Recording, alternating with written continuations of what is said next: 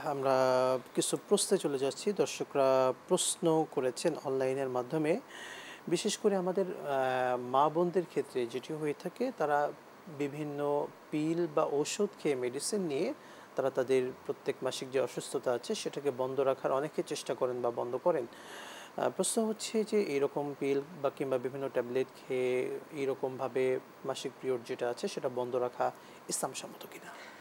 আসলে কেউ যদি পিল খেয়ে বা ওষুধ খেয়ে যদি তার পিরিয়ডকে বন্ধ করতে চায়, শরীয়তে এটা নিষেধ নেই, করতে পারে। বাকি এটা আল্লাহর একটা নিয়ম, প্রাকৃতিক নিয়ম। আল্লাহ তাআলা এই সিস্টেমটাই এরকম এটা করেছে। আমাদের জন্য কল্যাণকর, মা বোনদের জন্য কল্যাণকর। জি, জি, সেটার উপরেই থাকা।